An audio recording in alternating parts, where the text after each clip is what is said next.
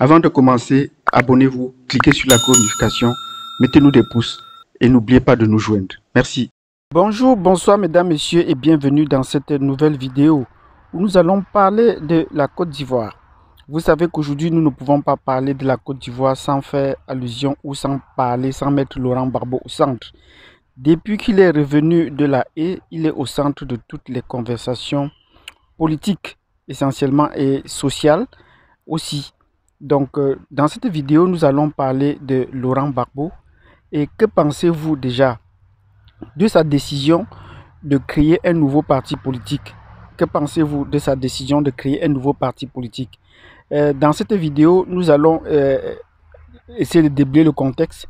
Nous allons, à la fin de la vidéo, vous donner notre point de vue par rapport à ces situations, après avoir analysé le pour et le contre, le pourquoi et comment c'est possible ou c'est pas possible. Sur ce, je vous donne rendez-vous tout de suite.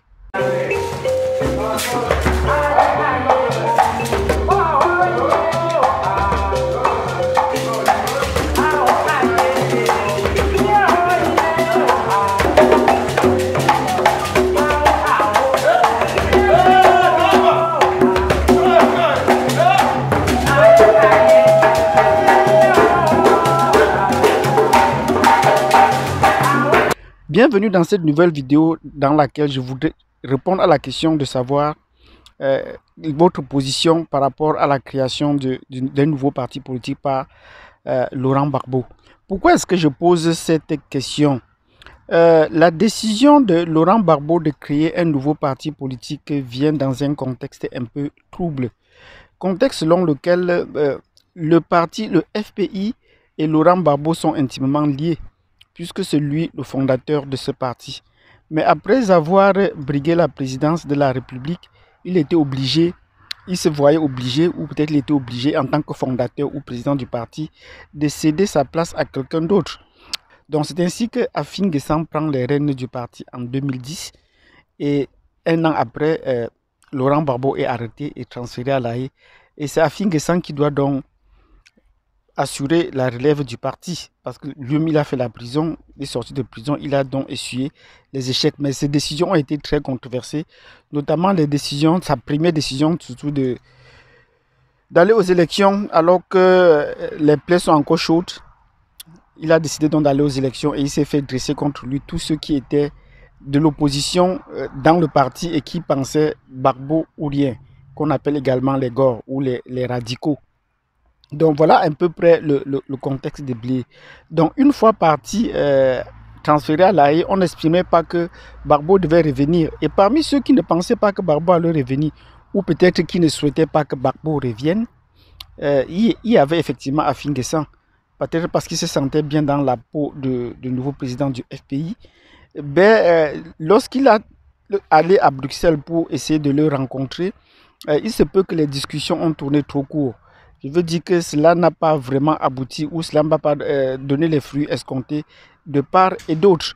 Ou peut-être qu'il a essayé d'imposer une certaine façon de voir à Laurent Gbagbo, peut-être qu'il aurait dû attendre de revenir au pays. Mais à ce moment-là, Afin N'Guessan disait qu'à son retour au pays, il pouvait lui remettre les rênes du pouvoir.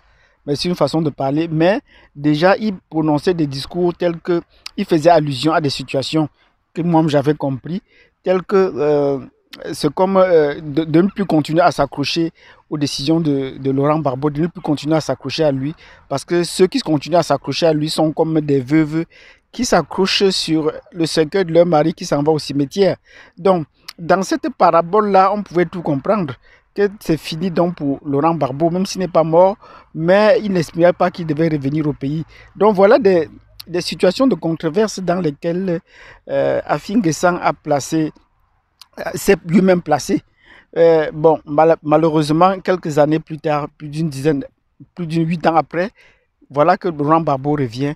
Et là, le premier signe, c'est qu'il ne s'est pas fait accueillir par Laurent Gbagbo. Il n'a pas rencontré Laurent Gbagbo ne l'a pas rencontré. Et lui, il a entamé, Afin N'Guessan a entamé les démarches pour le rencontrer. Mais la garde autour de Laurent Gbagbo, disons comme ça, a estimé qu'il était trop tôt pour le rencontrer et que les conditions sanitaires actuelles ne permettaient pas une rencontre pareille. Pourtant, en même temps, Laurent Gbagbo et son entourage faisaient des déplacements à l'étranger et recevaient les autres personnalités. Donc, c'est important donc, de le mentionner. Bon, malgré tout, Afin Guessang a pu supporter jusqu'à la décision de savoir que l'autre va lui laisser l'enveloppe. Il va lui laisser l'enveloppe du parti et il va créer un nouveau parti. Donc voilà à peu près pour le contexte. Bon, on estime d'un part, il y a des gens qui sont pour la création d'un parti politique. Il y a d'autres qui estiment que non, il n'aurait pas dû créer un parti politique. Pour ceux qui estiment que Laurent Gbagbo aurait dû créer un parti politique ou s'il ne pouvait pas prendre les rênes du parti, euh, il y a, il y a beaucoup de gens qui pensent qu'il ne devait pas créer un nouveau parti. Je m'excuse de revenir, de faire cette tautologie. Qu'il ne devait pas créer un nouveau parti. Pourquoi? Parce que le FPI, il est le fondateur du FPI et le FPI et le nom de Laurent Gbagbo sont intimement liés. Donc, même s'il y a des gens qui estiment que Laurent Gbagbo est inséparable du FPI, le nom, parce qu'il est le fondateur, mais il a pris la décision de créer le parti, de créer un nouveau parti et de se distancer du FPI. Quel parti est-ce qu'il va créer? Nous estimons que ceux qui lui sont restés fidèles, ceux qui ont été loyaux à lui, notamment ceux qu'on peut regrouper dans le camp de Gore, Gbagbo ou rien, que le nom du parti sera fondé là-dessus, autour de Gbagbo ou rien. Ça, c'est le nom populaire qu'on aura, même s'il peut donner un autre nom au parti. Mais le nom de Gbagbo ou rien sera le nom populaire de ce parti, puisque c'est sur la fondation de ce nom que va se créer le parti, le nouveau parti, des gens qui lui sont restés fidèles. Donc c'est ce que nous voulons dire ici. Donc voilà le camp opposé. Par contre, de l'autre côté, il y a des gens qui pensent que Gbagbo ne devait pas créer un nouveau parti. Parce qu'il a fait toutes les démarches nécessaires qu'un homme de réconciliation aurait dû faire. Il a rencontré même son ennemi juré, si on peut dire son opposant juré, que nous-mêmes étions contre, Alassane Ouattara, et a reconnu qu'il est président. Et ça, c'était une surprise pour notre part, puisque dans ses premiers discours, il disait qu'il se considère comme président. Mais il s'est ravisé lorsqu'il est revenu en disant qu'il a préféré rencontrer Alassane Ouattara en estimant que Alassane Ouattara est président. Et il avait une doléance qui lui tenait à cœur, c'était la vie de ses partisans qui sont encore en prison. Et il a dit et répété, il souhaiterait que le président de la République, Alassane Ouattara, prennent la décision de libérer les gens avec qui ils étaient arrêtés, puisque lui, le leader, ils sont en prison à cause de lui, puisque lui, c'est lui les libéré alors qu'il était leur leader. Donc, c'est tout à fait normal que tous ceux qui sont en prison à cause de lui soient aussi libérés. Bon, on attend encore la décision. C'est vrai que la libération se fait, il se pourrait que la libération se fait au compte-gouttes, mais on attend encore une décision globale. Même s'il y a une épée de Damoclès qui plane sur la tête de Gbagbo de 20 ans de prison au niveau de la Côte d'Ivoire, il a été jugé par contumace et a été condamné à 20 ans de prison. Bon, on attend voir la suite, comment est-ce que le pouvoir va jouer sur ces deux leviers. Donc, pour ceux qui estiment que Gbagbo ne devait pas créer un nouveau parti, il fallait qu'il négocie donc avec Afin Guessang. Mais on a trouvé Gbagbo un peu plus radical de ce côté. Il a fait toutes les concessions possibles avec tout le monde, même avec Alassane Ouattara. Il a fait toutes les concessions possibles, même avec sa femme, s'il a demandé le divorce, mais il a souhaité également que le divorce se passe à l'amiable. Donc vous comprenez qu'il est prêt à toutes les concessions, c'est vraiment un homme de réconciliation, mais nous ne comprenons pas ceux qui estiment qu'il n'est pas créé un nouveau parti, ne comprennent pas comment est-ce qu'il n'a pas pu négocier avec Afin Guessang. Ce n'est pas seulement négocier avec Afin Guessang. Même au niveau de ce parti, il aurait dû sortir la massue d'un homme assez mûr, puisque Afin Guessang, c'est son élève. Il est le maître et il devait non sortir même la massue pour lui dire qu'on peut aller aux élections, on peut réclamer certaines décisions, mais il n'est pas passé par là. Il a préféré carrément prendre la poudre d'escampette, si on peut dire ça comme ça. Il a préféré carrément prendre le large pour fonder un nouveau parti. Et ceux qui pensent qu'il ne devait pas fonder un nouveau parti commencent déjà par dire que créer ce parti sera presque difficile, puisque les autorités ont film de mèche avec Afin Guessang, donc il pourrait lui poser des problèmes dans la légalisation de ce parti, même s'il a tous les partisans nécessaires. Donc la création de ce parti pourrait être un peu retardée sur le plan administratif. Donc voilà ce qu'il y a lieu de dire. Donc il y a donc dans un côté ceux qui pensent que Barbeau devait créer un nouveau parti, c'est tout à fait normal, il a préféré faire peau neuve. Même comme il était un vieux routier, il a préféré faire peau neuve en limitant ses problèmes, en se refaisant une santé sentimentale, en se refaisant une santé familiale, en se faisant une conversion religieuse, une reconversion religieuse, puisqu'il est retourné il est retourné dans son église, l'église catholique. Mais n'empêche que de temps en temps, il part visiter les églises de pentecôtistes qui l'ont soutenu, notamment certains pasteurs qui l'ont visité, rendu visite à l'arrêt et qui ont prié pour lui. Donc, il a préféré faire peau neuve et il fallait aussi que sur le plan politique, il reparte sur de nouvelles bases parce qu'on ne sait pas vraiment ce qu'il son entourage lui aurait dit par rapport à ces situations de parti politique. Mais nous comprenons que c'est un cheminement normal sur le plan politique. S'il a voulu faire peau neuve sur tous ces différents plans, il fallait qu'il parachève normalement sur le plan politique.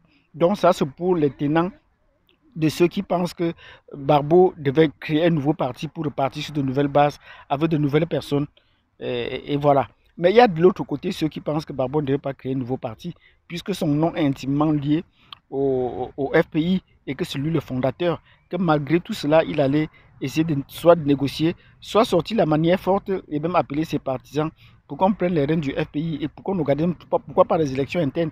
Il n'y aura pas match, il n'y a pas photo entre lui et Afin-Guessan si au niveau du parti on organisait des élections.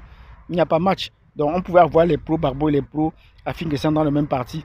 Mais Barbeau n'a pas préféré aller de ce côté. On ne sait pas. En fait, il a dit qu'on ne pouvait pas lui imposer un diktat en lui donnant le parti et en s'imposant comme premier vice-président, selon ce qu'Afin-Guessan lui aurait dit. Donc voilà les éléments qui prouvent que d'un côté, il y a des pour d'un côté et il y a les contre de l'autre. Donc, nous voulons savoir quelle est votre position par rapport à cette situation. Donc, dites-nous si vous pensez que c'est bien que Barbeau crée un nouveau parti ou c'est bien qu'il n'en crée pas.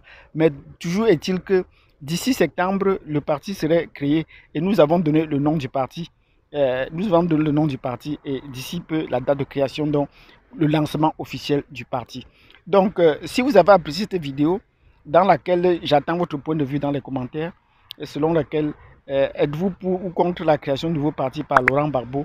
Mettez-nous dans les commentaires, nous aimerons savoir votre approche, votre point de vue par rapport à cette situation parce que l'avenir de la Côte d'Ivoire est en train de se décider à partir de la création de ce nouveau parti. Et pour conclure, nous attendons voir la position des autres personnes telles que il y a encore les pour et les contre, le cas de Blé Goudé sur lequel nous allons revenir. Mais comme c'est un garçon assez loyal et il a dit, tant que son père est là, il ne peut pas parler de lui, il le suit. Donc, merci d'avoir suivi cette vidéo jusqu'à la fin. Je vous dis merci. N'oubliez pas de nous mettre déjà des pouces, c'est très important. Mettez des pouces. Abonnez-vous. Cliquez sur la cloche de notification, partagez cette vidéo et laissez-nous votre commentaire sur le pour ou le contre la création du nouveau parti par Laurent Barbeau.